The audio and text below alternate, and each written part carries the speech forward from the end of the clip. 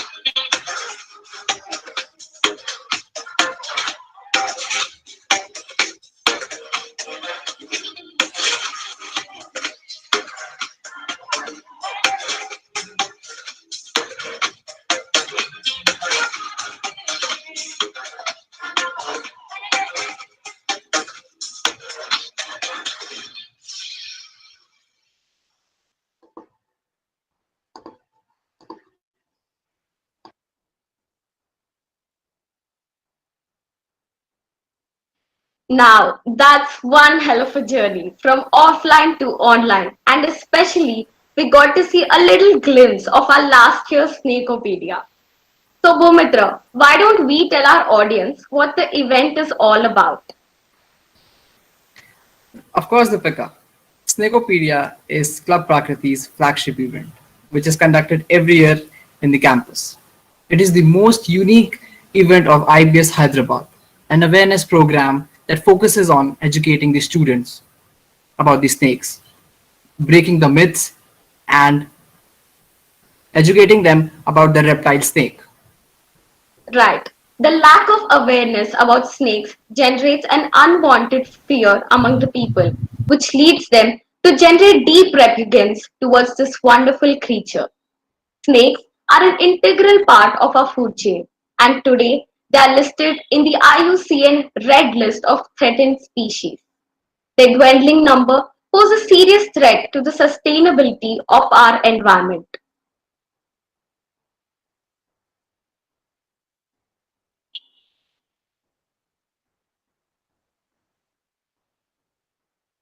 Bhumitra, you need to unmute yourself. I know we are really excited, but unmute. Yeah, I'm really sorry for that, Deepika. it's okay.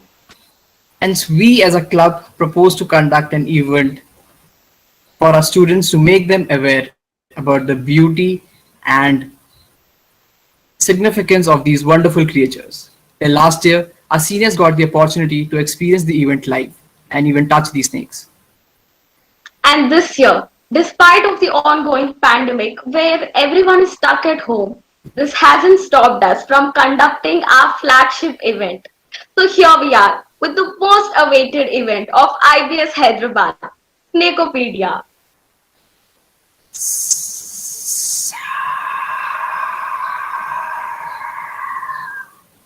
Bhumitra, Bhumitra, what are you trying to say? ओहो दीपिका, मैं तुम्हें कुछ parcel तक में समझाने की कोशिश कर रहा हूँ, समझो। भूमित्रा, यहाँ तुम्हारी पार्सल टंग कोई नहीं समझ पा रहा। मैं पार्सल टंग समझने के साथ साथ सांपों को भी समझने की कोशिश कर रहा हूँ। But don't you think we have some special guests with us who understand snake more than any of us here? They are from an Indian non-profit organization situated in Hyderabad dedicated to the protection of and public education about snakes. They carry out various conservation practices to effectively save snake population, including rescue relocation of snakes that enter human space. They rescue more than 6,000 of snakes every year and even collaborate with the government of Telangana. To condense it in one sentence, they aim to make people understand this exquisite creature and realize how humans and snakes can coexist in a peaceful and a safe manner. So without further delay, let's welcome our guest from the Friends of Snake Society, Mr. Aditya and Mr. Abhinash, who will educate us and clear all our misconceptions about this amazing species, snake. Sir, the screen is all yours. Thank you so much, everyone. It's a honor to be on this platform every year and talk about species, snakes that are usually the most misunderstood creatures that are around. So yeah, my name is Avinash. I'll also have my co-member Aditya Srinath, who will be helping me out today with few snakes that you probably must have seen in your campus. But yeah, we also have a live snake program we try to do online. We'll get into that. And yeah, I'll just share my screen here quickly. One moment.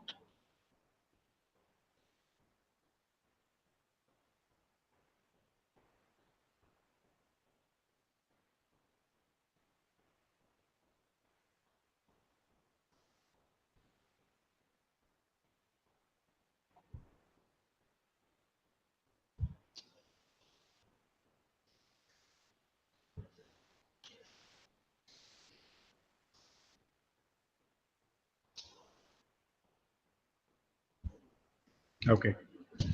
Are you all able to see the screen right now? Yeah, we're able to see. Okay, perfect.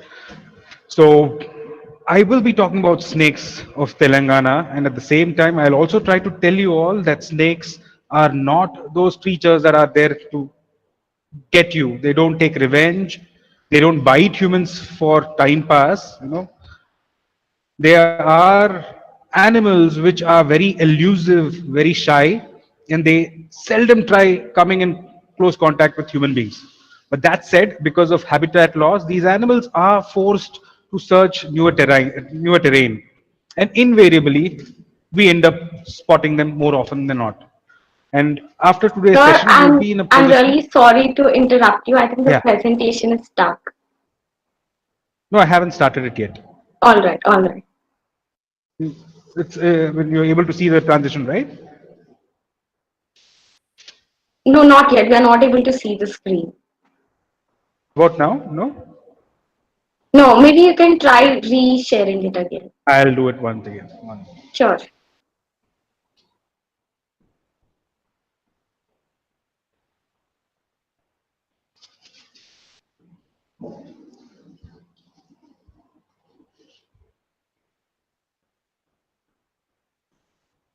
I'm sorry about that. I hope this works now.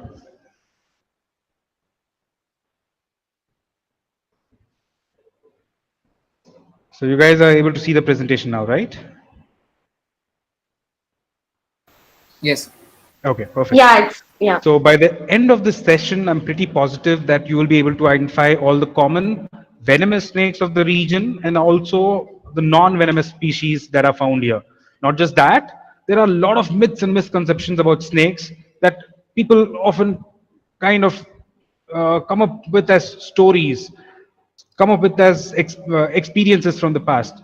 And I'll try to dispel those myths today. And I'll also talk about human animal conflict with respect to snakes of our region. So, yeah, this is the agenda of today's session. I'll be talking about snakes of our region, their importance, what threats they face, human wildlife conflict, conservation measures that we take to save these animals, and after that, we will show you live snakes and then we'll break it to the question and answer session. The Friends of Snake Society was founded in the year 1995 by late Rajkumar Kanuri to conserve snakes and wildlife. Back then, we were a group of 5 or 6 individuals who were just passionate about the subject. We wanted to save them, but we didn't really know how to go about it. But then we got trained and we started this organization called the Friends of Snake Society. And we started collaborating with the Forest Department and started rescuing these animals when they enter houses and offices. So that program kind of led to a large event where numerous enthusiasts joined us. Now we've got close to 150 members in the Twin Cities alone, and we rescue, as mentioned earlier, close to 6,000 snakes each year, and that is from Hyderabad alone. Our activities include rescue and relocation program. We also conduct awareness programs to create awareness about these animals. We also undertake anti-poaching activities with the help of the forest department. Sometimes you might be aware that snake charmers get these spectacled cobras in their boxes. These animals have their tongues, have their lips stitched, the fangs broken, and they try to parade with these animals throughout the city to raise money. That is an illegal activity. It's an inhumane activity as well. So that is where we intervene with the forest department and rescue these animals from those charmers. And we also do a bit of research with respect to these animals' behavior, distribution, and natural history. Before I begin, I wanted to show you all a small video of a rescue situation that we usually encounter. Here you might be noticing few locals who are trying to attempt to capture a cobra. Now they have contacted us, and in the meantime, these guys are trying to take the matters into their own hands.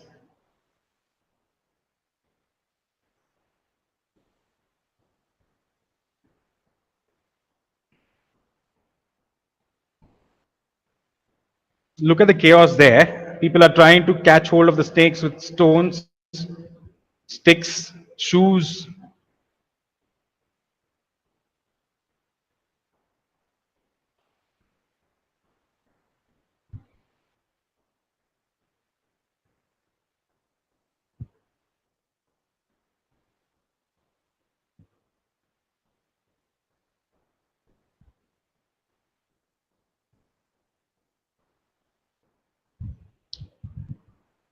The snake is almost tired and about to die or get hit by someone.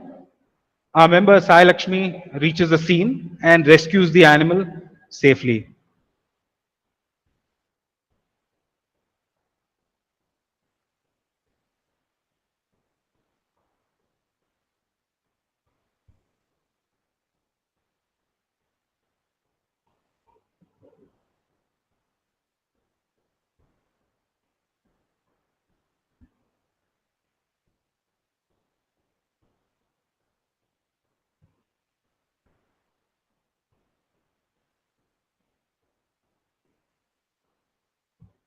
So the snake is sent into inside a dark container and safely rescued.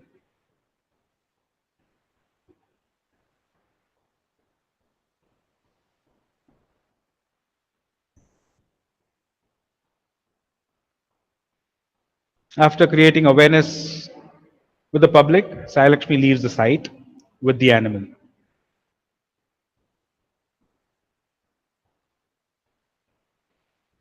So on a good day, we get close to 100 calls. And then on bad days, whenever it's raining and whenever it's the mating season, we get close to 200 calls every single day.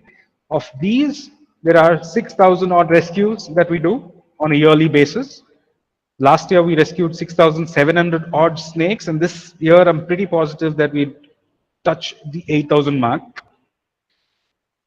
Here are a few images of our members in action. You can notice that these members are trained. They use a handling stick to safely capture snakes. Majority of the snakes that we find here in Hyderabad are cobras, venomous species. That is true with all the other metropolitan cities as well. The population of venomous snakes are slightly higher than the non-venomous ones. Here we've got other members who are involved in awareness activities where they try to sensitize public about these different species and also equip them with sufficient information to handle snake sightings or snake bite eventualities.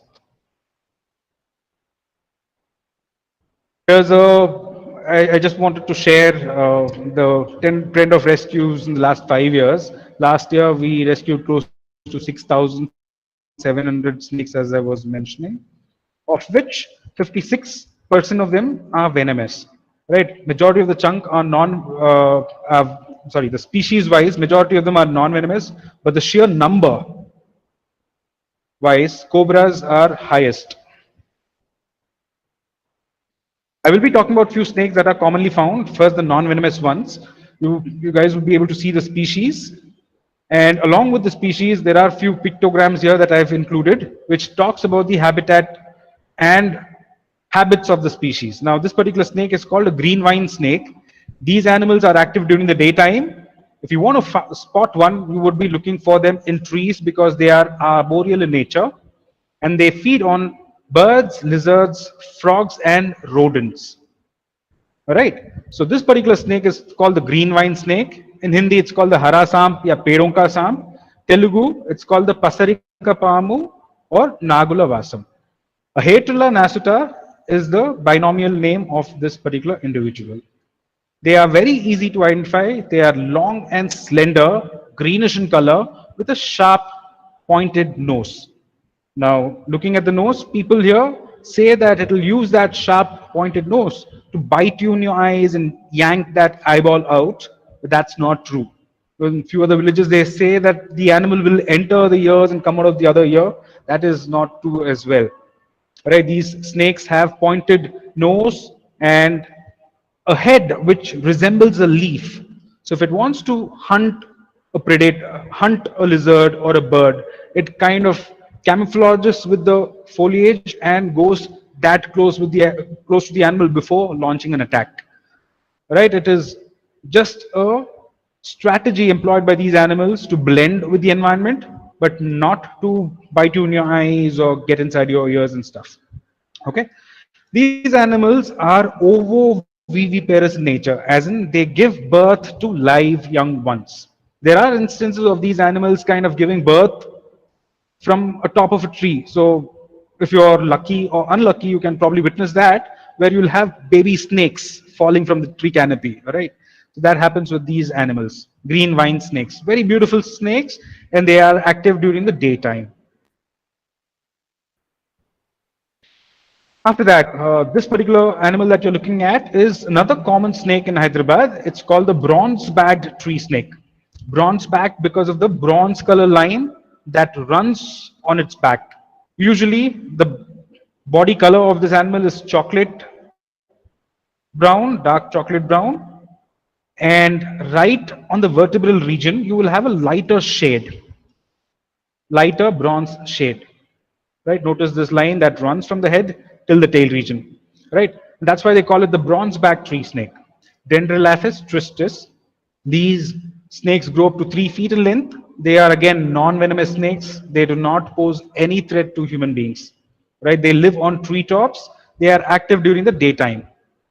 Bronzeback tree snakes feed on lizards, frogs, and birds. Here in this region, it is called Tadelupamu or Chedugu. People also believe that bronzeback tree snakes are very harmful. There is a age-old belief myth around the snake where people say that the snake actually waits for human beings on top of the trees. If it notices someone walk below the tree, it will jump from there, land on the person's head, bite him or her exactly in the center of the head, and kill that person instantly. They also say that the snake will follow that dead man all the way to the graveyard to ensure that the person is really, burnt or buried. All right, that the person is not acting. All right, all of these are stories that people say, but that is not true at all. These are harmless snakes. They do not have any venom to kill or attack human beings. All right. There's another tree snake. It's called the common cat snake. It's called the cat snake because it's got vertical vertical pupils, just like a cat. It's got a vertical slit, which resembles a cat eye. All right. These animals are very beautiful, but they are active during the night time, so one might not come across these animals usually. But it's pretty easy to identify these snakes. They grow up to 1 meter in length. But then on the head, you will have an inverted Y shape mark, which is absent in all the other snakes found in this region. Okay. And then if you also closely observe the animal's eyes, yeah, don't get it so close that it bites you, but yeah, if you observe it from a distance, you will notice that vertical pupil. These animals are tree dwelling animals. They feed on lizards, birds, and sometimes rodents. Cat snakes are egg laying animals, and yeah, they're not that common in this region. Now, after the three tree dwelling animals, let us look at snakes that live underneath the ground. This particular snake on the screen is called the common sand boa because it's commonly found. It's found in sandy areas or areas with loose earth, and it belongs to a group of snake called the boas. Common sand boas are pretty easy to identify. They are animals which are not very long. They grow up to 1 or 2 feet in length, but they've got a very stout body. And then they have these patches on the stout body, which are irregular in nature. Observe this from the head region till the tail tip. You have these irregular blotches, which does not have any shape pattern, that are present on the snake. That is how you will identify a common sand boa. Remember this, there's another stout snake that is found in this region which has patches, but the patches are very regular. And that snake, the other snake that I'm talking about, it's a highly venomous snake called the Russell's viper. So try remembering or try differentiating both the patches. I'll show the Russell's viper in a bit. So common sand boa is a nocturnal snake, as in it is active during the night time, right? And it lives underneath the ground. It digs underneath loose soil and it stays there. So they are called fossorial animals, right? And then these fossorial animals are very beneficial to human beings because they eat rodents, birds, lizards, and most importantly, they eat other snakes. So if you have a common sand boa in your region, and if there's another smaller venomous snake, this particular non-venomous, non-harmless snake can end up eating that venomous snake and reducing the population of venomous snakes for you. So it's a very beneficial snake to have. These are very slow moving animals, and they rarely bite. All right. Again, common sand boas are ovoviviparous, as in these animals give birth to live young ones. They give birth to 12 to 16 live young ones in one go. All right, let's look at another one. Yeah, by the way, I forgot. Common sand boas, people end up still killing these animals because they believe that these animals can transfer the patches on their bodies to their victims. If the animal licks you with the tongue, all the patches will get transferred on yourself, is what people claim. That is definitely not true. That's not possible as well. Right? That's just a myth that people have. Then we've got another famous animal called the red sand boa. Locally, people call it the two-headed snake. Do mundi wala sam, do muha sam. Yeah, rendu talala pamu. Right? They refer to it as a two-headed snake because the head and the tail portion, the tail resembles the head. All right, both of them look similar, and they believe that it's got two heads. No snakes would have two heads on either sides. Two heads on one side is possible. It's a genetic disorder where snakes are born with two heads, but these animals don't survive for long. But then two heads on either sides, it's not possible. I wonder where would such a snake defecate from, Uh, yeah, it's called the red sand boa. Two-headed snake is a wrong name for this particular snake. Red sand boas are fossorial snakes, meaning they live underneath the ground and they are active in the night time. They feed on rodents, birds, lizards, and just like the common sand boa, feed on other snakes as well. So they are actually beneficial to us. But people say or believe that if this particular snake is in a house or in your garden, it will dig itself underneath the ground, and after a week, it will come back with treasure pots. They'll come back with pots with gold and things like that, and that's why they end up poaching this animal a lot. That is not true. Snakes cannot do that. It's just a myth that people have. Observe this, the head over here. It's well rounded and it resembles the tail, but it has a distinct head, two eyes, and a mouth, and a tongue also, which kind of flux when it is introduced to a smell. Right? The tail resembles the head. Now, sometimes when an animal is attacked, this slow-moving animal will try to coil the head, it will try to put the head underneath its coils, and it wave the tail in air. Now, this would act as a decoy for predators, right? The birds or the animals which want to eat this particular snake, they'll keep biting the tail, thinking that it's killing the animal, but the head is safe underneath the coils. It will use that head and escape into the soil. Right? It's a very nice strategy that these animals employ. Probably looking at this, people believe one head is kind of fighting, warding off the prey, and the other head is trying to dig itself and escape. Right? That is not true. No snakes do not have two heads.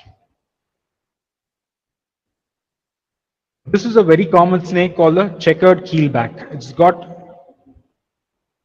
black and white spots on the body, and which are very prominent in the first half of the body. After the mid region, patches kind of become dull. This is a freshwater animal. They stay in water bodies.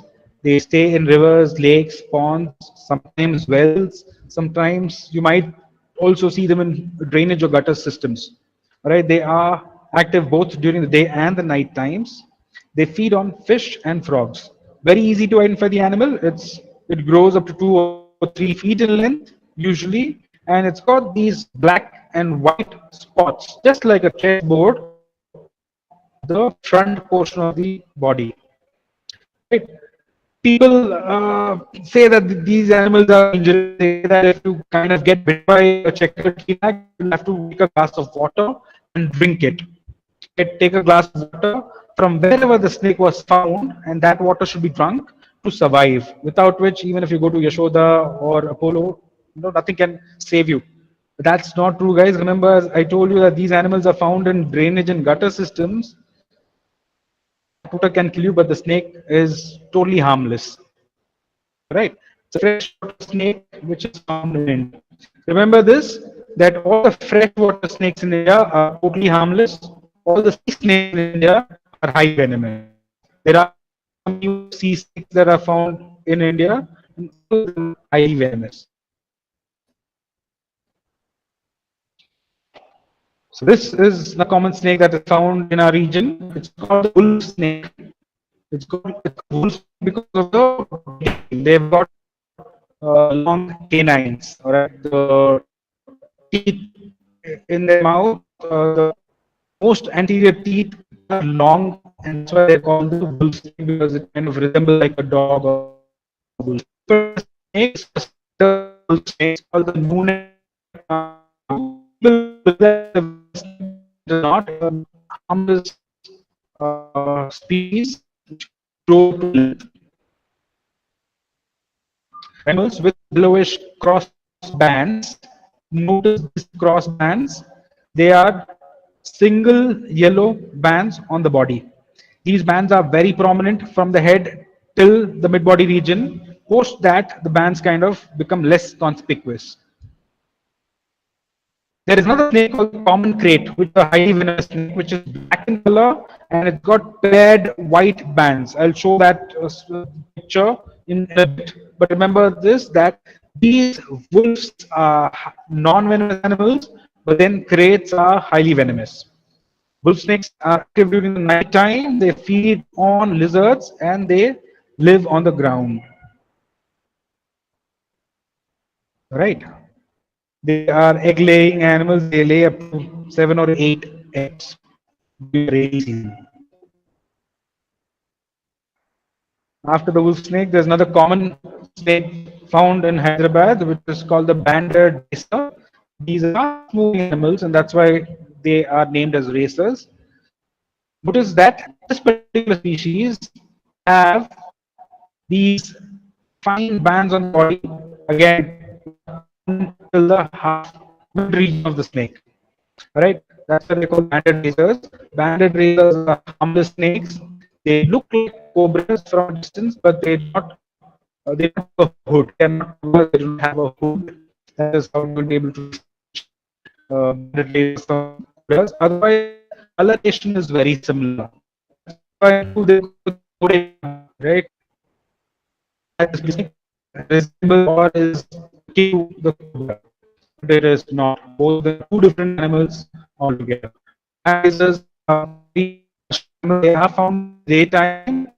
They are terrestrial animals living on the land. They feed on lizards, rodents, and so forth. Okay. Sir, Yes. sir, I'm really sorry to interrupt you, but I think there's a little voice break from your side. Could you try rejoining once again? I'll do that. I'm sorry for that. Give me 1 moment, guys. No, no, that's all right. Thank you.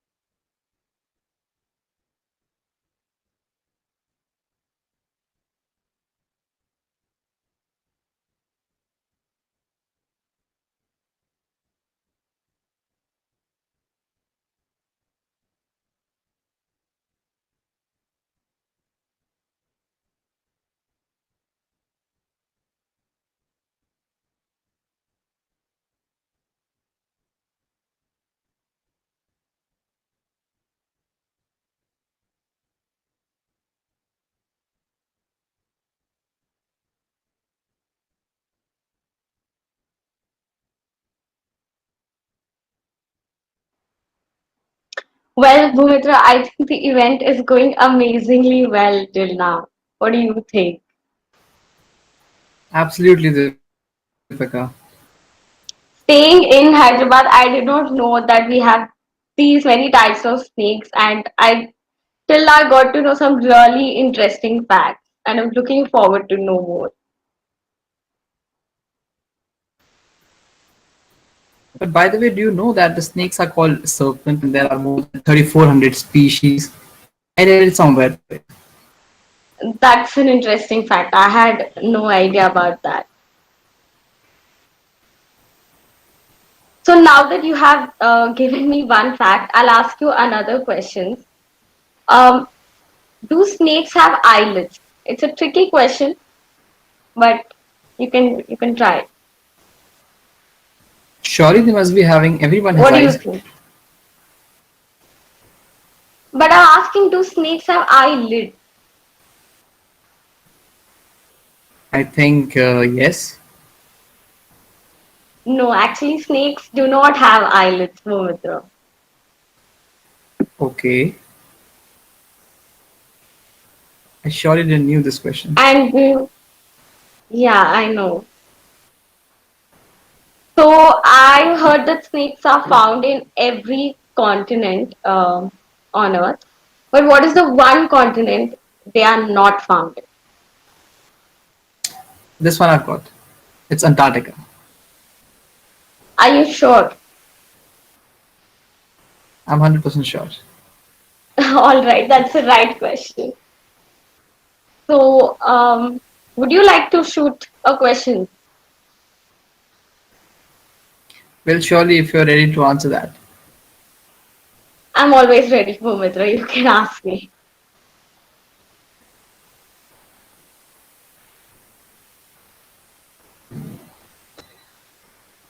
What do you think? Do snakes fly or not? That's a tricky question. I'm not pretty sure with that. I think I'll ask Sir when he's back.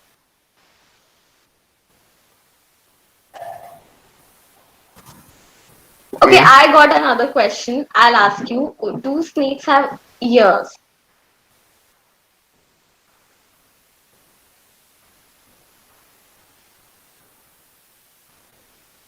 Duka, can you come again?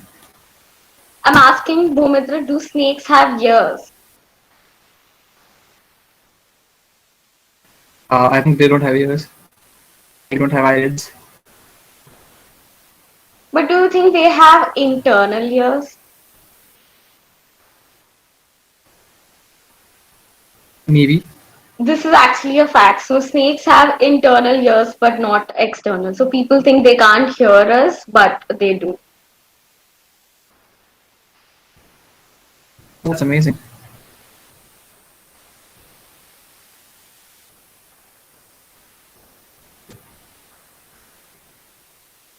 All right. So Sir is back. I'm really sorry for this, guys. I hope that was No not too problem. long. No problem, sir. That's totally fine. Not at all. Am I clear now? It's still breaking just a little bit. Is my voice audible? It is it? Okay. I hope it'll become better now. Let me resume, and if at all there's a problem, please stop me from. Sure, sir. Sure. Sure, sir. Yeah.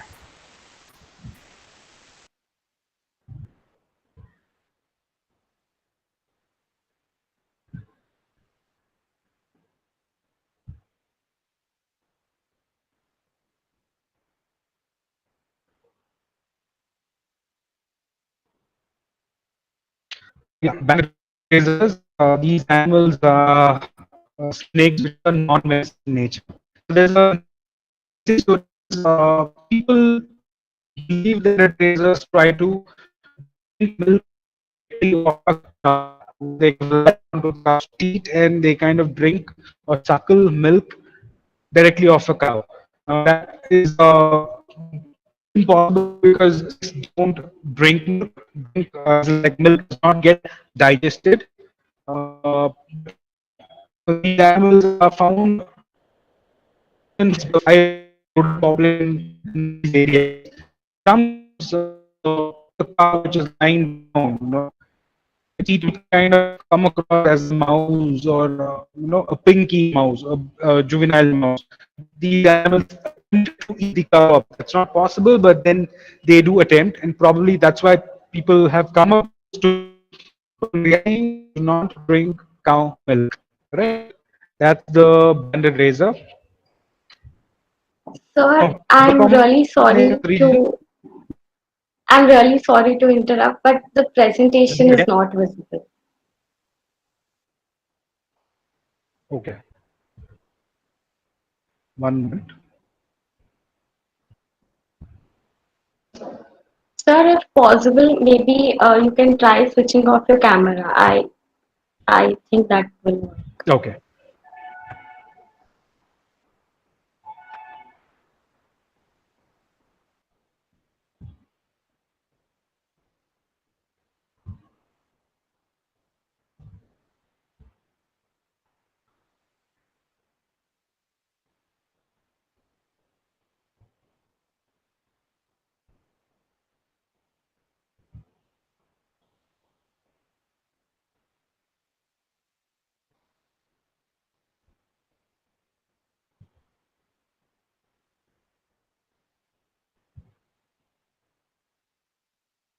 Just try my presentation. Yeah, 1 moment, guys.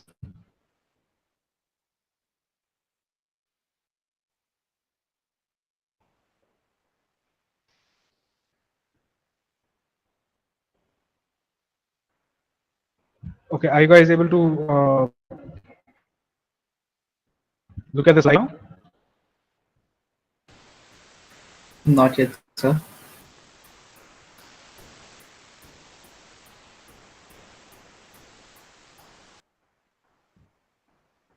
Yes, I sir. am showing the I'm able. It's visible, right? Yes, sir, it's visible. Yes, sir. Okay, perfect. Okay, thank you, guys. Sorry for the technical glitch today. So rat snakes, these are snakes which are common in our region. They are called Jeripotu, Jerigotu in Telugu. In Hindi, they are called as daman. They're locally known as daman. These are long-growing, non-venomous snakes that are found in our region. They grow up to 9 or 10 feet in length. Right, that's pretty long. Right, and then these animals are also called as the farmer's friends because they feed on rodents. They eat rodents, not just rodents. They also feed on other snakes. Right. So these animals kind of reduce the population of venomous snakes like cobras and vipers wherever they are present. So rat snakes are very beneficial to farmers. They are snakes which are active during the daytime.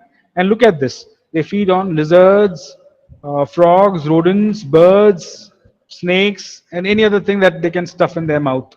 So they are more of a generalist eater, and they're beneficial to us. People get confused between rat snakes and cobras, but remember this that these animals do not have a hood, and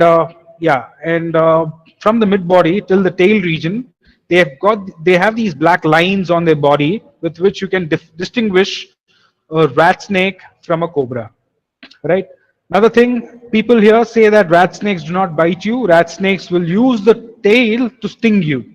If you get stung by the animal's tail, your hands or legs will swell to the size of a tree trunk, or it can even shrink to the size of your thumb. Right? That is not true. It's just myth that people believe in. Okay. Now let's look at another snake which is non-venomous, a rare specimen from this region called the rock python. I have a live specimen to show as well at a later part of this presentation. This animal, people believe, can kind of open its mouth and create a vacuum and suck human beings, suck trees and houses inside its body and things like that. That is not true. These animals are harmless. They do not eat human beings. They grow up to 10 feet on an average, although they are known to grow more than 20 feet, but usually they are around 10 feet in length. A non-venomous snake which is active during the night time. Now they feed on mammals and birds invariably a hatchling might start eating on small rodents, but then as they grow up, they can eat large animals the size of a calf or a deer. Now, common these Indian rock pythons were uh, hunted back in the 1970s for their beautiful skin. They would make leather out of these animals' hide, and it wasn't much demand back in 1970s in and around China and UK. But nowadays, because of street trade, the trade in python skin has reduced. It's almost become negligible now. And yeah, these animals are oviparous in nature, as in like they they lay eggs. And one speciality about pythons are that they stay with the eggs, brood on them like a chicken. They would kind of sit on these eggs for a period of 2 months until they are ready to hatch. Now, these animals would stay with the clutch and increase or decrease the temperature of the clutch by regulating their body movements. So that's one significant characteristic about this particular snake, where they show paternal instincts. Other snakes or most of the species, they simply choose a proper place, lay the eggs, and then they leave. There is no such care involved. But when it comes to pythons, they show this tendency of staying with the clutch. Okay, beautiful animals, harmless. You do find them in Hyderabad, especially in the outskirts, but within the city, the population is pretty low. Now, the venomous snakes of our region. The first one that is found here in Hyderabad is the common crate. It's called the Katlapamu in Telugu. Notice that this particular snake is black in color with white thin lines or bands on the body. Now these bands occur in pairs. All right. So you notice this, that these two bands are together, and then there's this significant gap between the next two bands that are present. All right. And another thing that you look out for is the black coloration. Now there are certain snakes, the wolf snakes especially, which have lighter shades of brown. But yeah, crates usually are found in black color. All right. Common kraits are highly venomous. They are nocturnal in nature, as in they come out during the night to hunt. They feed on other snakes, lizards, rodents, and frogs. Now, there are instances of people, especially in rural areas, getting bitten by these animals when they are asleep. These animals, just like other snakes, are cold-blooded animals, but they are active during the night time when there is no sun. So sometimes they end up reaching places or seeking places which are warm in nature. Now, a sleeping human being or an animal is an ideal place. So these animals sometimes sneak underneath the mattress, and if the animal or the human tries to turn around in the sleep and puts a hand or a leg on the animal, they turn and bite. That's when numerous crate bites are reported from our region during the night time. Otherwise, these animals have strong neurotoxic venom, and I'll be discussing about the snake bite aspects of it towards the end. But yeah, they have strong neurotoxic venom, which is very potent. All right, pretty easy to recognize this animal. Black snake with white lines on the body, paired white lines on the body, could be a crate. All right, they are active during the night time again. Now, this particular animal, I'm pretty positive everyone is aware of. It is the cobra. It's the spectacled cobra. Notice that the animal has a U-shaped mark behind the hood, and that's why they have this name, the spectacled cobra. In North India, you have a cobra which has got a single circle behind the hood, and they are referred to as monocled cobras. In South India, you have only this species, the spectacled cobra. Usually they have brown color without any lines or bands on the body. And whenever a human being or an animal goes too close to the animal, it opens up the neck region very and the cobra tries to tell you that I'm a huge animal here, do not come close to me. These cobras are abundant when it comes to metropolitan cities because they are found in huge numbers. Just note this particular species, they feed on birds, rodents, snakes, eggs, lizards, and again anything that they can kind of fit in their mouth. And that's why they are very successful in thriving in and around human populations.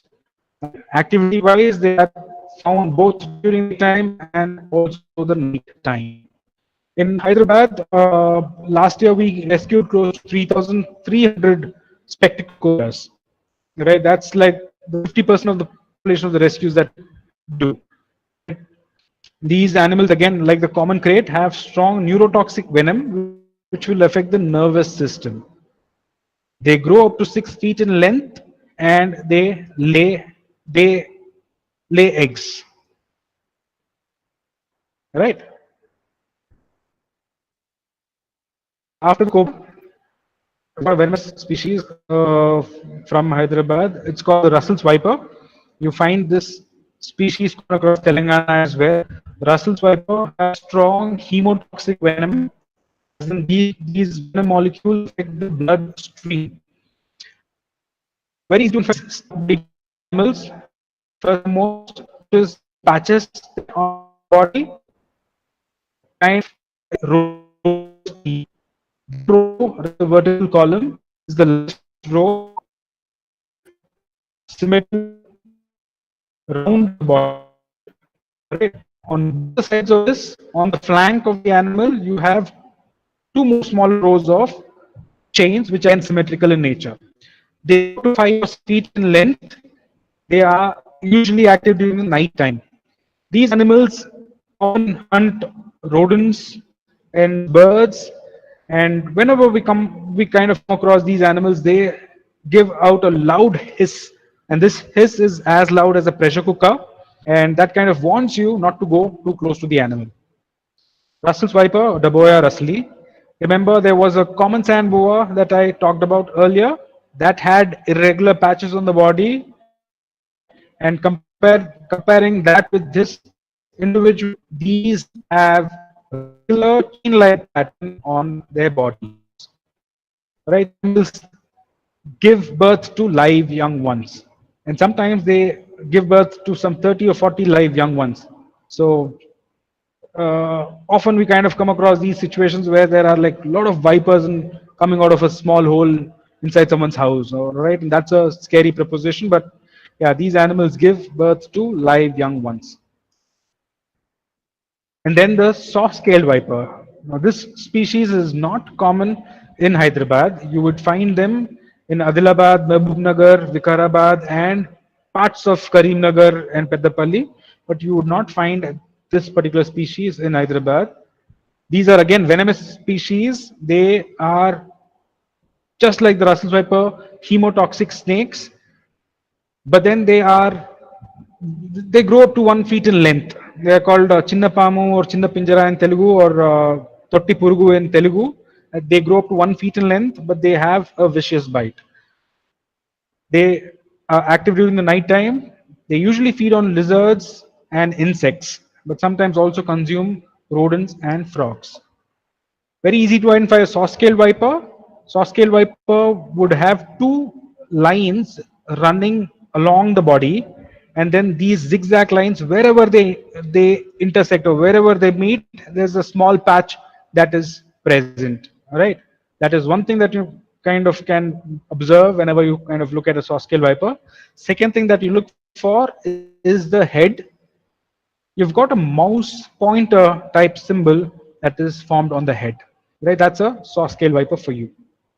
Now remember this, the common crate, the snake which was black in color with white lines, the spectacled cobra, the uniform brown snake with a hood whenever it kind of comes across a threat, and then the Russell's viper, the snake which had regular black patches on the body, and then the saw scale viper. These four snakes are called the big four venomous snakes of India. The rest of the snakes in this particular region can be considered harmless.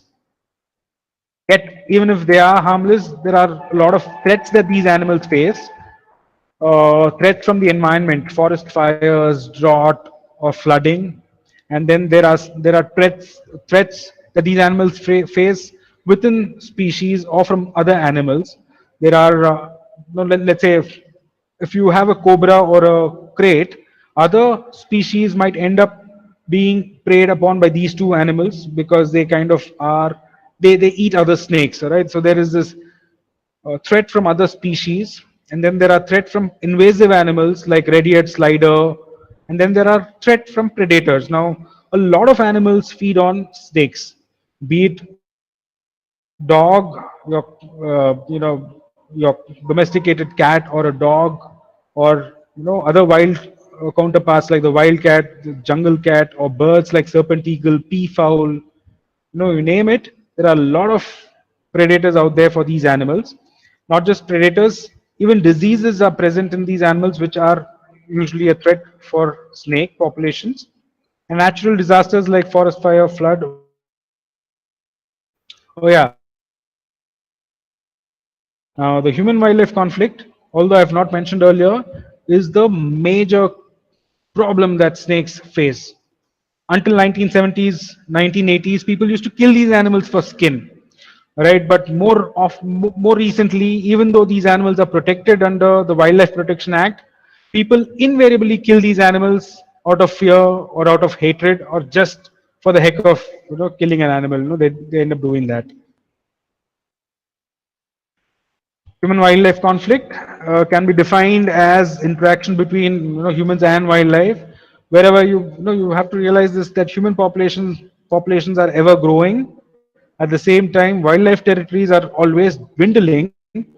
So there is always this competition for resources and space, and that is where we kind of have a lot of snakes coming into our houses and offices in search of food, in search of conducive environment, and then we end up either killing them or trying to capture them.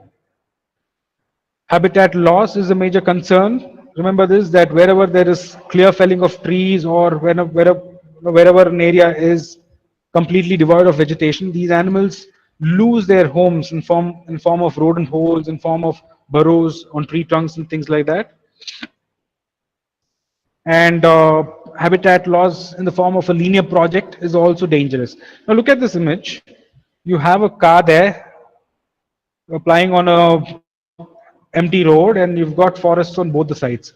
Just imagine what all threats a snake which is moving from point A to point B might face while crossing the road. Yeah, first threat is again the vehicle which is traveling. They can get road killed. At the same time, because of habitat fragmentation, right, because of lack of canopy continuity, the area, this particular area that is devoid of vegetation is much hotter and harsher for snakes to dwell. And pollution from the vehicles are also a major cause of concern for these animals. Just look at it. One small roadway and the amount of commotion it kind of creates to these animals, and invariably threatens a lot of species.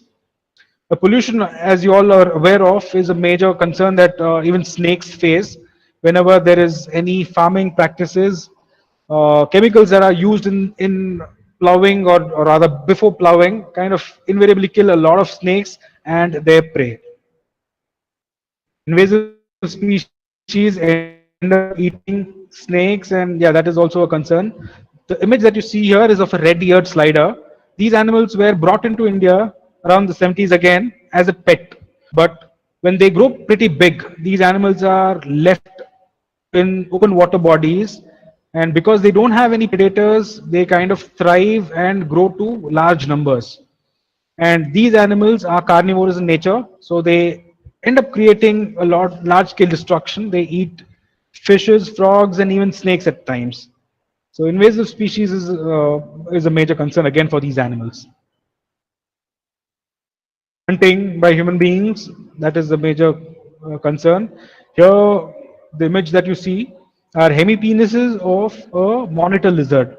People say, people believe that these hemipenises, if they are harvested and used in medicines, can kind of give you virility, give you strength, and things like that. None of that is true or scientifically validated, but people have their belief systems. And for such reason, these monitor lizards are killed in large numbers to harvest these organs. That's a image of a monitor lizard that is you know kept by the, or rather that is, so this is how poachers kind of typically display these monitors beside the road. They kind of use the animal's tail, notice this, to tie the animal's feet, and they are sold for meat and other organs, as I mentioned. We've got even crocodiles that are not spared by certain sections of the public.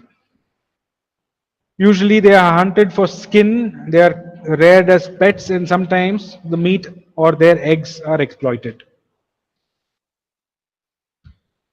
People hate snakes. Not everyone, we don't. There are a lot of people who love snakes and wildlife. We know the importance of these animals. We are willing to conserve them, but then there are certain individuals who are not aware that these animals are very crucial for our own survival. All right, that awareness is missing, and then just the sheer appearance sometimes can be scary for a few individuals, and we cannot blame them for that. It's just that the exposure that they have for their pets is far greater than snakes, and that's why this particular fear system kind of stems.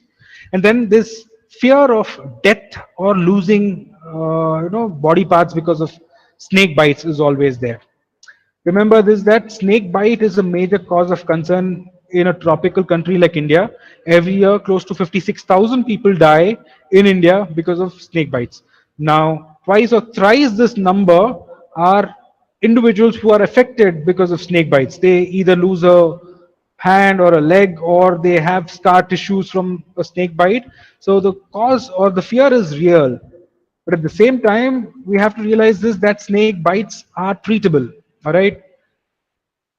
If someone gets bitten by a venomous snake, it is not that they are destined to die from there on.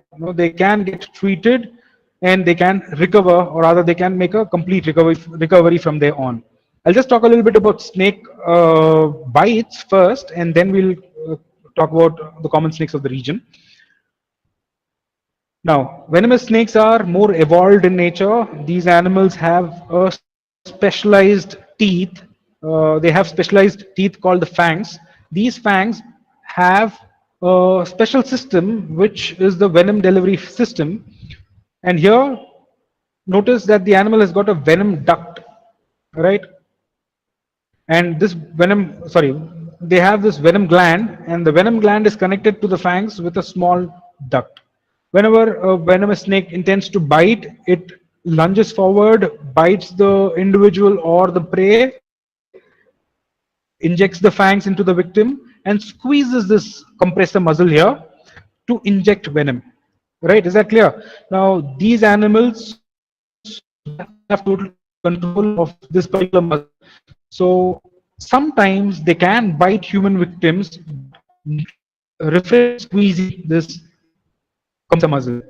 In such scenarios, a person can be bitten by a venomous snake, but no venom is injected inside the body.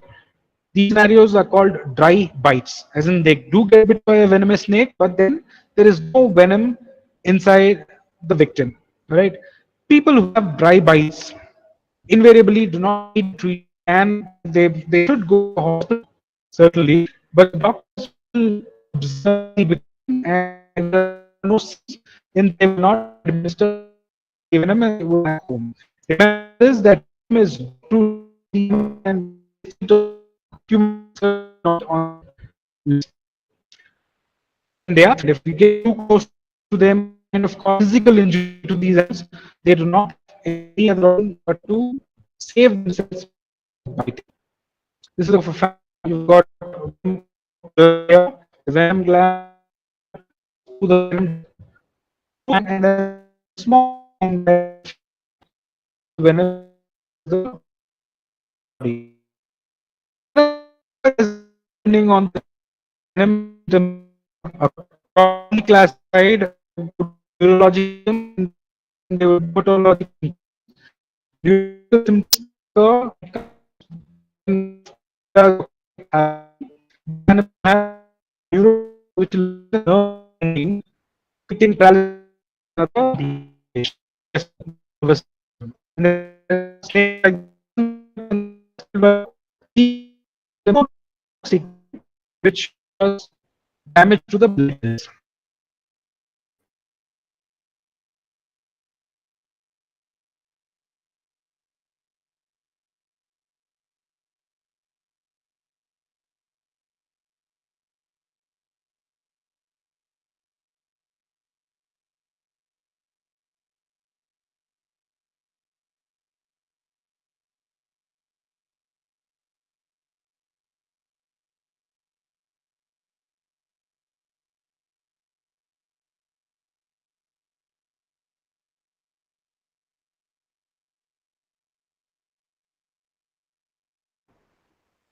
Well, Bhumitra,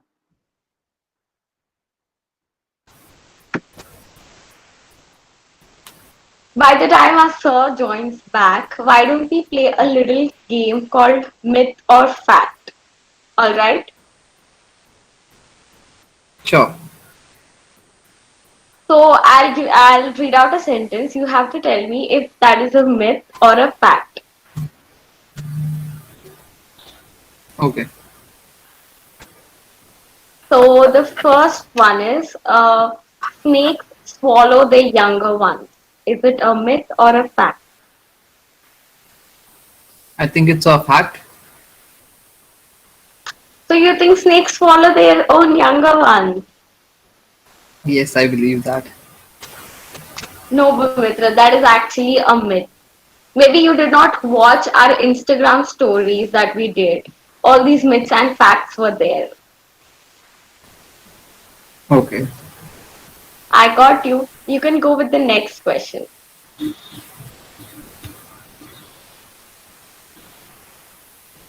Just give me a sentence. I'll guess if that's a myth or a fact. Snakes drink milk. Listen, I know that is a myth. And today I think it is Nag Panchami, so yeah.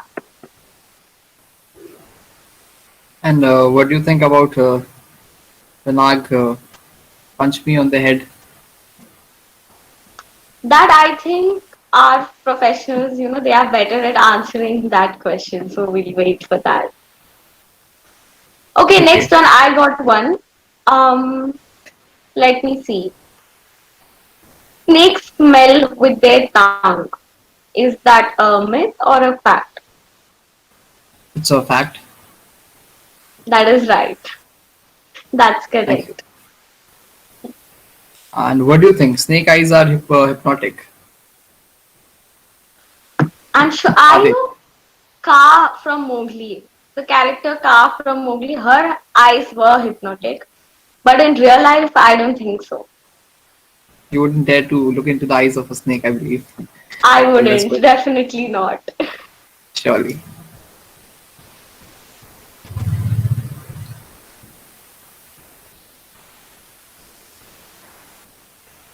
What happened, Bhuta? Are you trying to phrase the questions in your parcel tongue that you tried before but did not work out?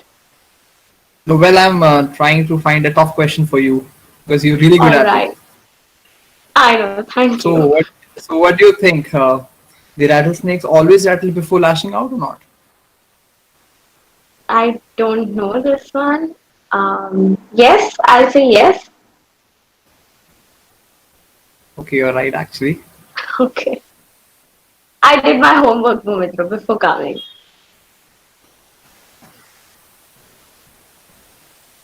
And what do you think about this?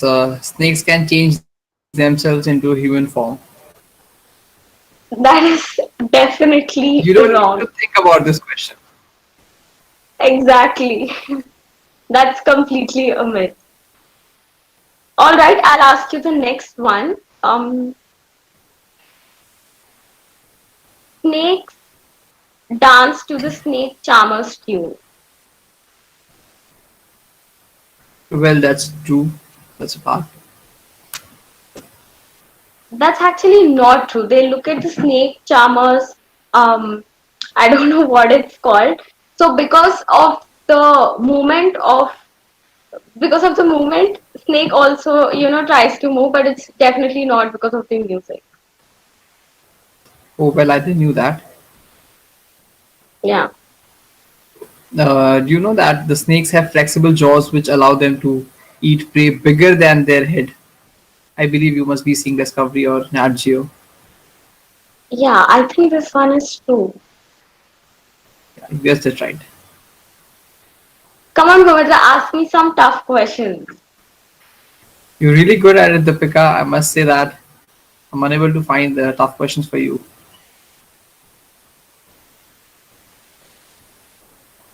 Well, what do you think?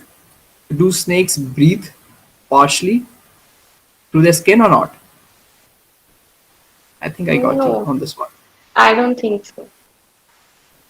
Deepika, They breathe. They breathe partially through their skin.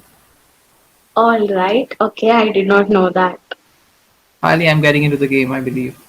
Finally, yeah. Don't you have any questions for me? All right. Let me. Each year, snakes will shed their skin 3 to 6 Okay. times to allow for further growth. What do you think about that? Well, I think it's a fact because I've seen it myself. So it's a fact. Oh wow, that's amazing. Yeah, I'm not, that is a fact. I know a few things. Okay. Then the other one is snakes have many heads. What do you think about that? Well, I've seen in movies, and it's the TV that really told me that or made me see that. I'm not really sure about it. I think it's a myth. It is actually a myth, but as Sir just told us, a few snakes are born with 2 heads, but that's a disorder. Yeah. Yeah. What do you think? Snake. Snakes? Okay, you go ahead. All right. Okay. What do you think? Do snakes attain the temperature of their surrounding or not? I'm not sure. From where are you getting these questions? These are really tough. I'm really finding the tough questions for you. It's a fact, Uh, actually. okay. All They right. do attain the temperature of their surrounding. Okay. And I had a good question. I don't know where I lost. Snakes always travel in pairs, like they travel together. Is it a myth or a fact? Well, I haven't seen them traveling in pairs, so I'll say it's a myth. Yep, it is a myth. Yes. And snakes can drink milk only if they are thirsty or dehydrated. Is it a fact or a myth? This is a tricky one. Come on. Let me think because I have to get into the game also with you. I think it's a fact. That is true, actually. It is a fact. And we have Okay. some with us. Where did you guys lose me? So we were just playing a little game called Myth and a Fact by the time you were back. Yeah. Okay. So where did you guys lose me? I mean, I'm not sure where I continued talking after this. I mean, I was thinking I was live, but yeah. Did I We cover spoke about the the snake bite? human. Yeah, Oh, we were on the snake bite. Yeah. Yes. okay. Did I talk about various species like the crate bite and stuff like that? No, sir, we did not go into that yet. Okay. No, sir.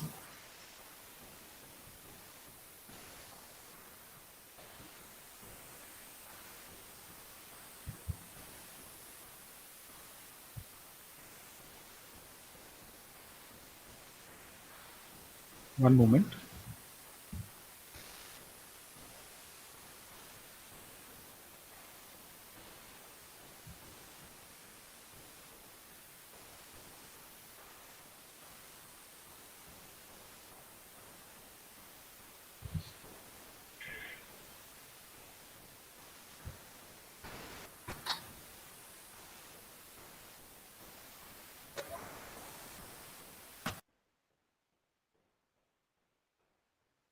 I'm sorry, guys. I was thinking that I was live and I kind of almost reached the end of the presentation.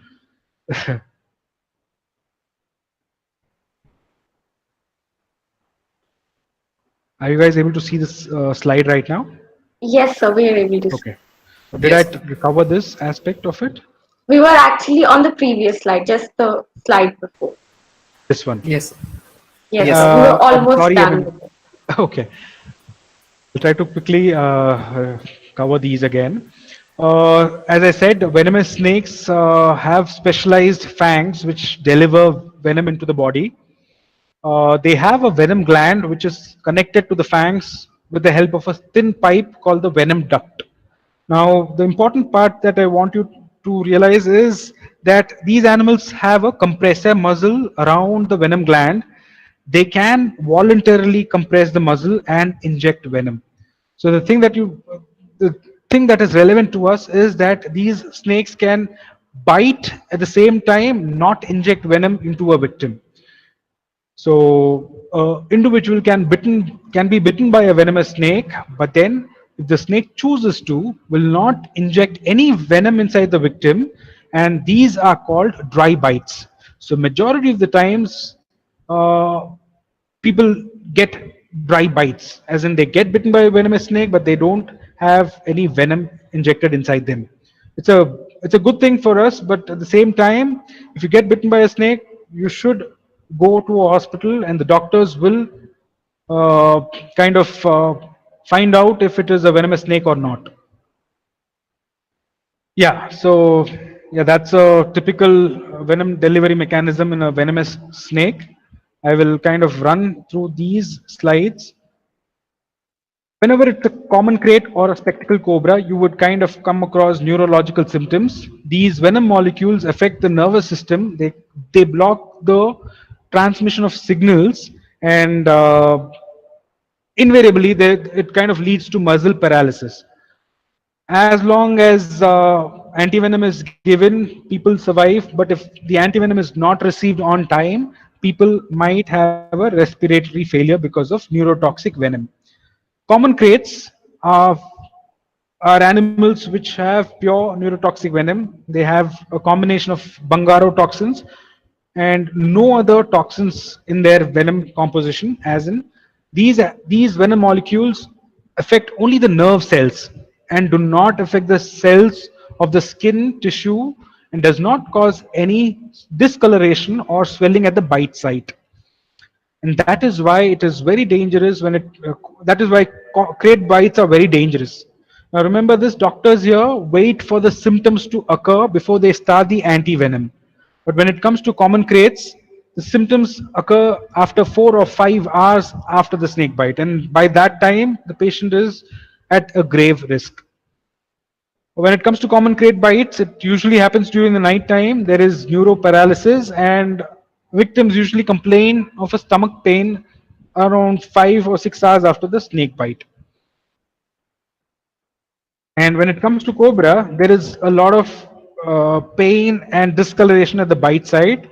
This is called ecchymosis, where your tissues start getting disintegrated because of the cytotoxins present in the snake venom.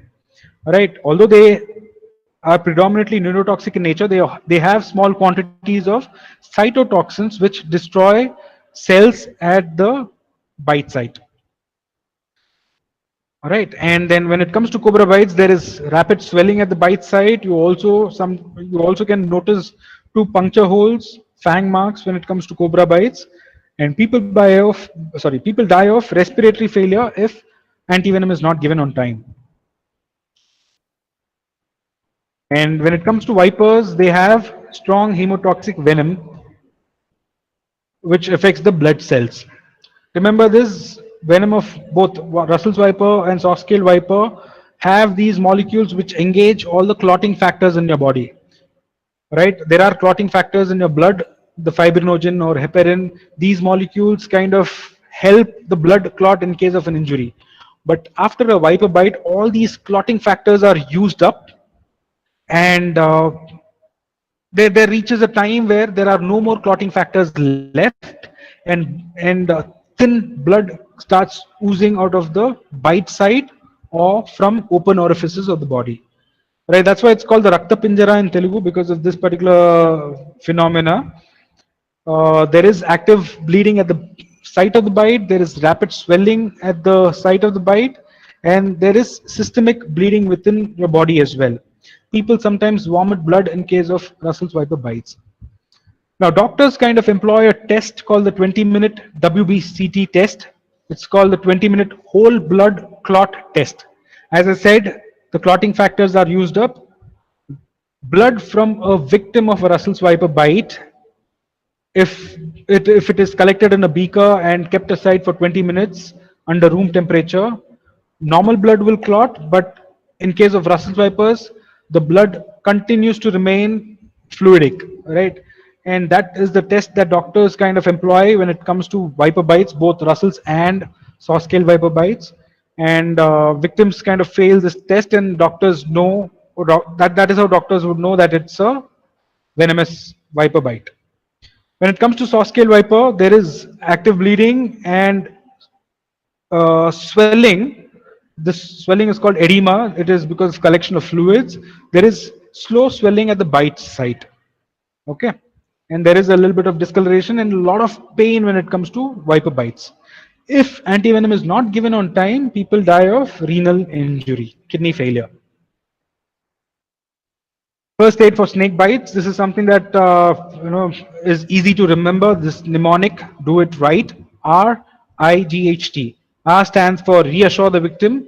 Remember that snake bite victims are under a state of shock and under panic. And in such scenarios, the heartbeat increases, all right, which kind of increases the circulation in the body and causes complications. So try to calm the patient down. Tell them that snake bites are treatable. They need not worry about it. Reassuring the patient is a very important or a crucial step when it comes to first aids. Second thing is immobilize the victim and the affected limb. Try to stop the person from moving his or her limbs, because whenever you exert yourself or move your limbs, again your heartbeat increases and the circulation increases, causing a lot of damage. And then G and H stands for get to the hospital. Do not go to a faith healer, do not go to a tantric or a baba for medicines. Go to the hospital. You will get treated for snake bites only at a hospital. And finally, tell the doctor about the symptoms that you observe. You don't have to kill the snake and get the dead snake to the hospital. If possible, click a picture, but that's about it. Doctors would treat you symptomatically, as in they look at you, observe the symptoms, and then they give anti-snake venom. Anti-snake venom is the only proven antidote for snake bites. This particular medicine is injected into snake bite victims intravenously. Sometimes there could be reaction to it. That's why it is always best to get antivenom administered at a medical facility. We cannot administer it ourselves. All we need to do is, in case of a snake bite, rush to the hospital under an hour's time, and the doctors will be in a great position to save the victim. All right. So this is the snake bite aspect of it. Now I'd like to show a few snakes that we have here, few live specimens. Try to notice the pattern that I was talking about, and let me know if you guys are able to identify it. While the snakes are being shown, I'll also try to describe these animals for you. After the snakes part, we can probably open it for question and answers. Is that okay with you guys? Yes, sir, that's totally fine. Perfect. So I'll just move the camera here. You would be able to notice the snakes. I will close the presentation at this point in time, and then I'll join you guys for question and answer sessions.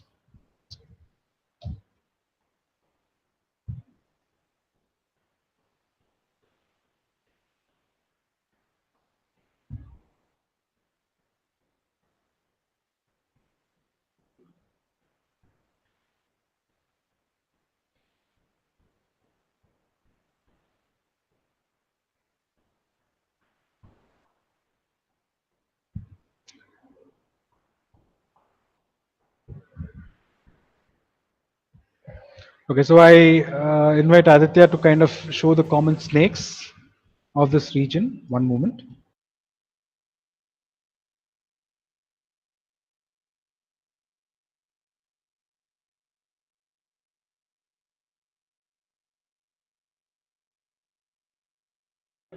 Now, you guys, we started the presentation with a common snake that lives on trees, the bronze-backed tree snake. We'll start off with that. Now, remember this, bronze-backed tree snakes are fast-moving animals. They are dark brown in color with a thin line, thin bronze color line that runs on its back. Now, notice this. Aditya is getting the snake here. This particular animal that you're looking at, long and slender animal, that's the bronze-backed tree snake. Observe the light coloration there on the back. These are tree dwelling animals, and that's why they are usually long and slender in nature. The bronze backed tree snake. Right? These are very fast moving snakes. I would probably call them that. I'd probably say that these are the fastest snakes that are found in our region. Right? People believe that they bite and kill you with one single, strike at your head. All of that is nonsense. Right? Bronze backed tree snakes.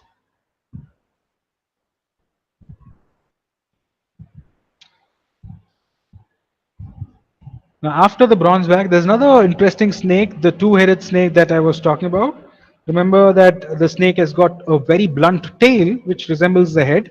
I want you all to notice this particular animal and tell me if it's got two heads or not. Just let me know if it's got two heads or not. We'll try to get that snake to the camera.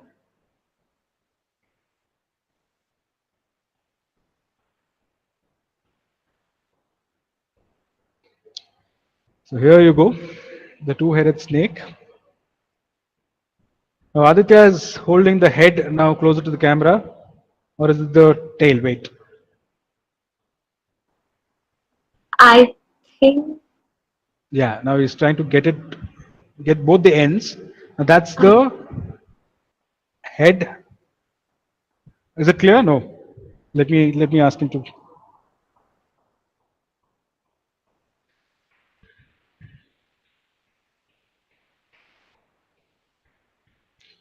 So that's the red sand boa.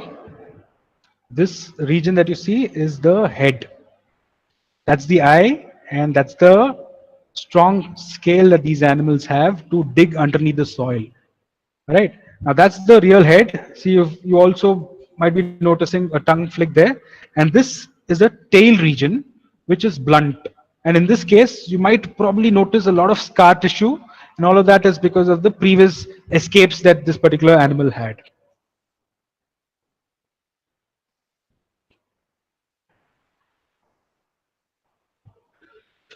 So after the bronzeback and the sand boa, we have venomous snakes as well, but I'll show you a couple of non-venomous snakes of this region. Remember the sea snakes that I was talking about? There are 21 species of sea snakes. And in our region, all the freshwater snakes are totally harmless. Now, they can bite, they have a bad temperament of kind of aggressively defending themselves. They also at times rear up themselves like a cobra. Obviously, they don't have a hood, but they attempt to. And they aggressively try to ward off any threat that they kind of come across. Now, this particular specimen is called a checkered keelback. Notice the animal that it's got these black and white alternate dots on the body. One moment.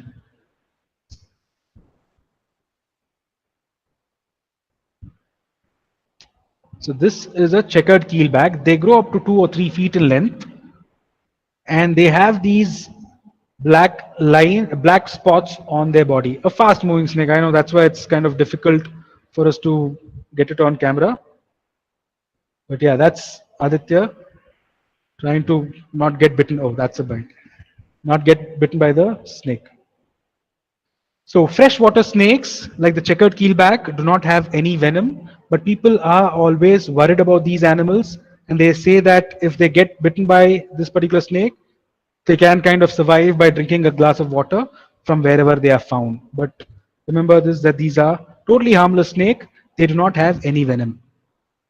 Whenever you get bitten by a non-venomous snake, all you need to do is wash your hands with water, clean water, and antiseptic, and probably take a tetanus shot. That's about it. But if you're not sure if it's a venomous snake or not, it is always advisable to go to a hospital and let the doctors handle the case of snake bite. While Aditya kind of gets another snake, I'll share a few interesting facts.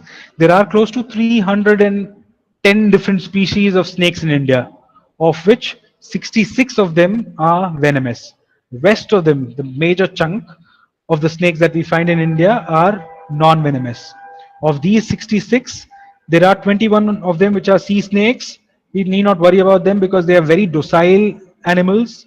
Rarely there are instances of bites from sea snakes. The remaining 45 snakes are snakes that are terrestrial in nature, but of those 45 species, 41 of them are very rare in nature, like the king cobra, or do not have sufficient venom to kill a human being, like pit vipers. The four snakes that are remaining on that list are the big four venomous snakes of India that I was talking about earlier. This particular snake that you're looking at is a banded razor.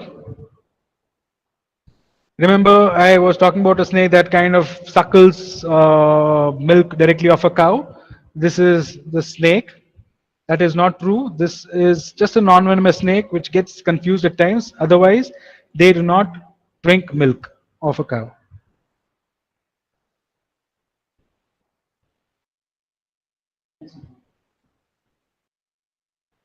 One moment, I'll show you another snake.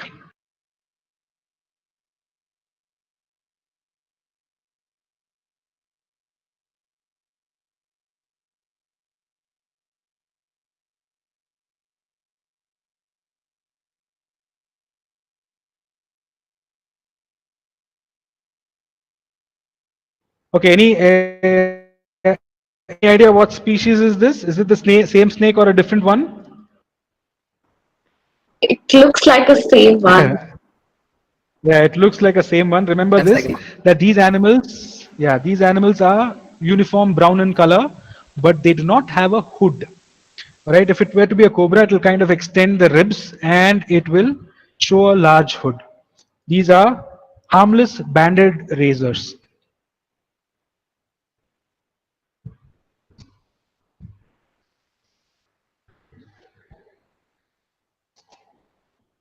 I'll show you another snake, guys. Just give me a moment.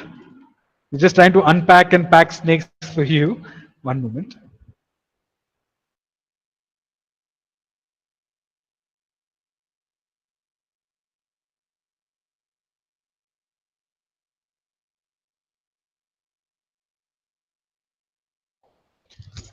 Now, here's a beautiful animal. This is called the common trinket snake.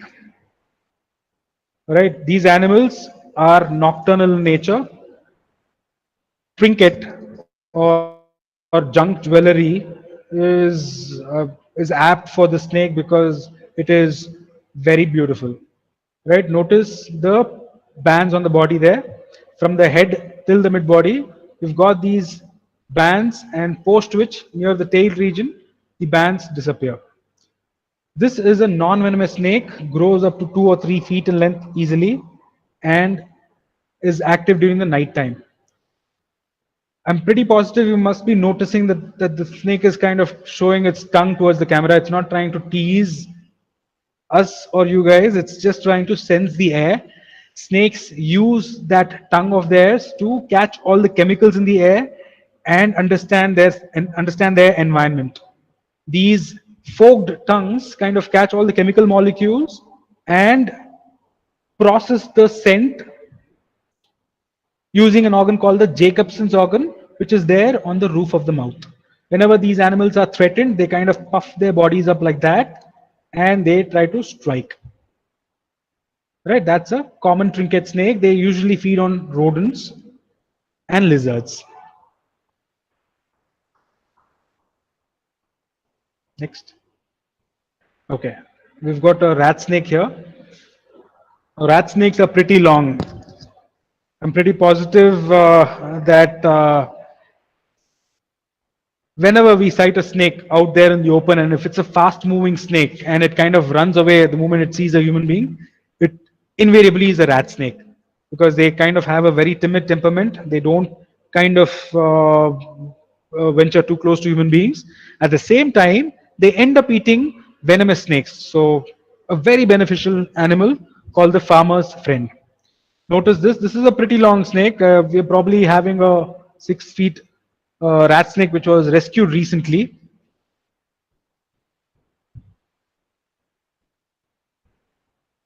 Now, when it comes to rat snakes, they have these black marks there. I'm Just trying to show that, yeah, underneath the eyes, and they have these black lines towards the mid body region. No, that's the, sorry, that's Aditya holding the rat snake there. These are called farmers' friends because of their rodent diet and also that of other venomous snakes. People say that it kind of bites you or stings you with the tail, but remember this, these animals have a very prehensile tail and they try to take a grip, and that's about it. They don't try to sting you with the tail or anything of that sort. It's just a myth that people have. Right? That's a rat snake. We'll try to show a couple of venomous snakes as well.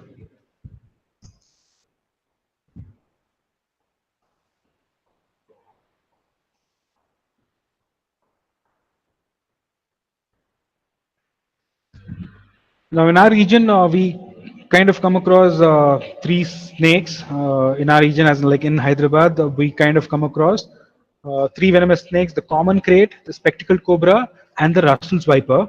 Of which common crates are seldom sighted within the city areas. On the other hand, cobras are the most commonly sighted animals, and then the Russell's vipers. So first I'll try to show the Russell's viper to you guys. Now here Aditya will kind of try to show the animal from a distance because these animals are venomous, and try observing the patches that these snakes have. They are beautiful, at the same time they are deadly. You will notice that Russell's viper would have symmetrical chain-like pattern throughout the body.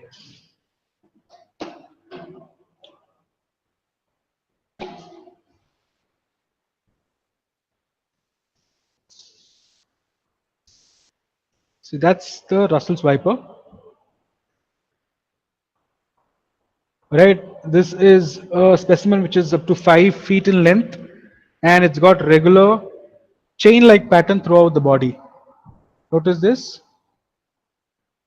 As I told you earlier, the patches are very symmetrical in nature, and then they occur in 3 rows. The one at the mid, along the vertebral column, is the largest, and then you've got 2 smaller rows on the side flanks of the animal. These animals are active during the evening time or late evenings and are highly venomous animals. Again, like I said, snakes try their level best to not confront human beings. If it comes across one, it gives a loud hiss, as loud as a pressure cooker, to kind of ward off human beings. That's the Russell's viper.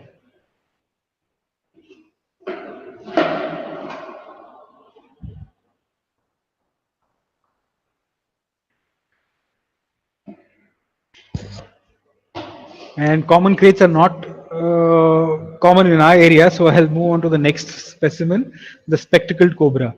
Remember this, that in India we've got 4 species of cobras: the Central Asian cobra, which is black in color; the monocled cobra with a single circle behind the hood, which is found in North India; and then the spectacled cobra, which is found in southern India; and finally the Andaman cobra. The one which you're looking at is the spectacled cobra, uniform brown snake with a hood. That's the spectacled cobra. Snake charmers often kind of catch hold of these animals and try to take them around in procession to raise money. They say that the snake drinks milk and stuff like that, but these snake charmers catch hold of these snakes 1 or 2 weeks prior to the festival of Nag Panchami.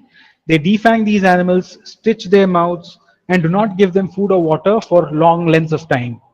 So dehydrated cobras sometimes end up drinking milk, but snakes cannot digest milk. So invariably these animals will have to regurgitate, remove that milk, or kind of succumb due to dysentery.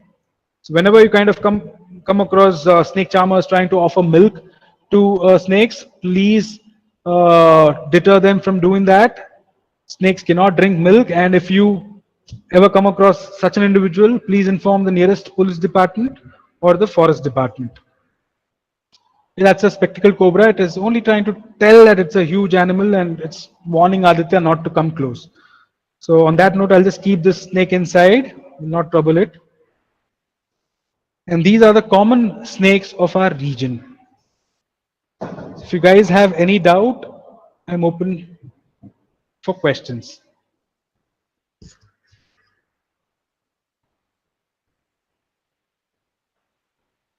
I hope it was informative. I tried to cover all the common species of our region. And if you have any questions, yeah, you certainly can ask right now. Right, sir. Well, Bhumitra, what do you think? That was an amazing event. I did not know all these facts about these snakes. So I literally had goosebumps while watching this snake. Yes, indeed, Deepika, that was really amazing. I was totally amazed when they showed us these snakes. I'm sure. So I think our friends in the audience have some questions to ask. But due to time constraint, we'll be taking up only few questions. So, sir, the first question is what do I do if I encounter a snake? What should be the immediate action? Yes. Now, this is a very common question that we kind of come across. Whenever you encounter a snake, it is best that we leave them alone. Now, if I encounter a snake inside my house, I cannot certainly leave it alone, right? So I'll have to contact the nearest wildlife expert, Friends of Snake Society, or the Forest Department to have it captured and relocated to a suitable forest area. But if it is out there in open, in an adjacent plot where no one lives, you might as well leave the snake. If you're very close to the animal, if at all you're trekking and all of a sudden you have a snake which is like a feet away from you, believe me, they do not come close to attackers. They would not be like thinking, "अरे इसको काट के देखेंगे क्या reaction रहेगा." They don't do that. They try their level best to run away from you. At that point in time, the best thing to do is to back off and give the animal time to move away from you.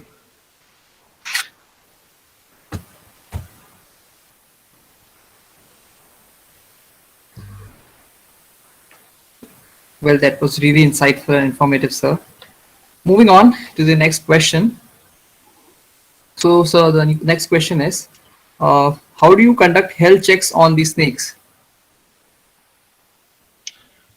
Now, these snakes invariably are wild caught rescued animals, so do not have any major diseases as such. But sometimes we come across animals which are injured. So people try hitting an animal, and then when they are not successful, they end up calling us to capture that. In such scenarios, we take these animals to the Nehru Zoological Park, where the veterinarians kind of conduct, they provide necessary veterinary care, and after they become fit, they are relocated to the wild.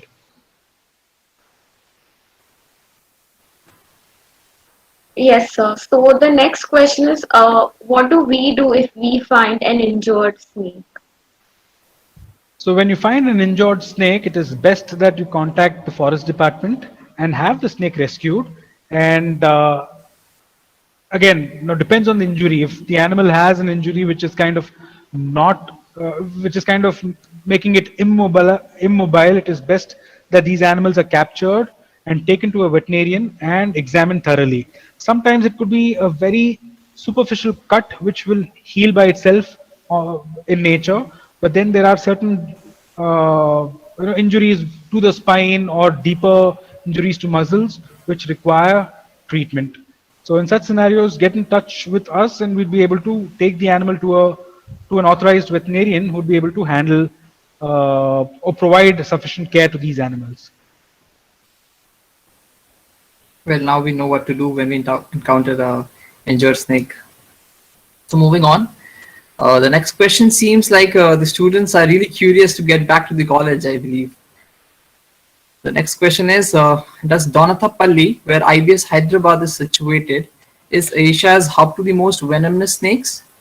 And if yes, how can we stay safe from them without harming them? Okay. Now, I'm not sure if it is Asia's hub of venomous snakes. Uh, yeah, if you kind of come across snakes, just leave them alone and they'll mind their business. If at all you have these come inside your campus, get in touch with us again, and we'll try our level best to support you. Now, remember this, that when it comes to, population dynamics, I would say that human beings are probably most populated at any place. On the contrary, snakes are few and far in between, and occasional sightings are a possibility. So whenever you kind of come across them, if it is out there in open, let them survive. They are probably doing a very good job to the environment there. And if it's too close to comfort, or if it's a venomous species that needs to be relocated, yeah, we certainly can provide support. Right, so well, I think that is a question on every student's mind because we are all hoping to get back to campus very soon. And we heard a lot of Exactly. stories that there are a lot of snakes in our campus. Yeah, All right, so there this, are snakes, but then yeah, invariably they don't. They avoid human beings. They don't go too close to human beings.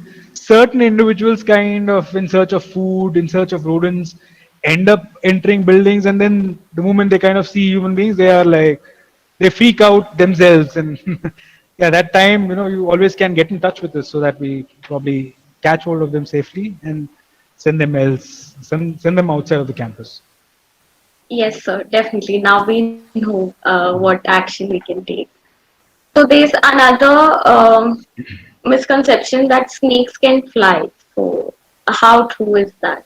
Okay, snakes cannot fly. There are certain species which can glide. Now, these animals are able to flatten their bodies and make themselves buoyant in the air. So, they can probably glide from a higher perch to a lower perch. They cannot go the other way around. These gliding snakes are found in India as well. Uh, in Andhra Pradesh, you kind of come across one species which is called the ornate flying snake.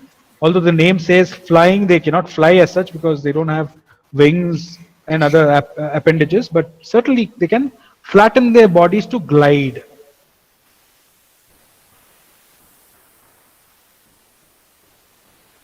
Well, that got my misconception clear too.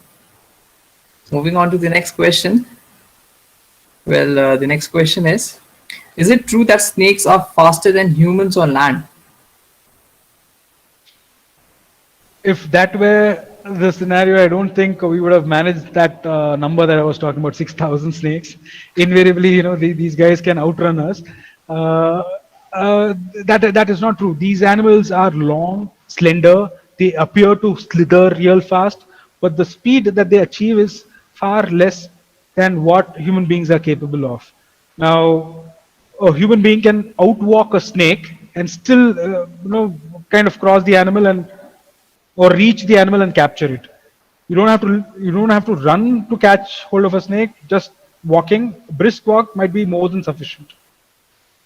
But yeah, that long, slender nature of these animals, it might seem as if these are really swift, and yeah, that is not true. They cannot outrun human beings.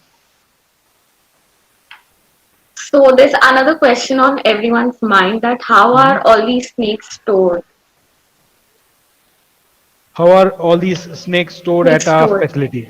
So Right, all yeah. these correct. All these animals are kept in enclosures. I don't know if you guys can see this there. That's an enclosure. These animals are kept in these enriched spaces where all the requirements are taken care of. They are provided with water, sufficient habitat for them to sit, and heating elements to increase their body temperature whenever required. They are kept at our facility for a period of week, and then they are relocated to different forest areas with the help of the Telangana Forest Department.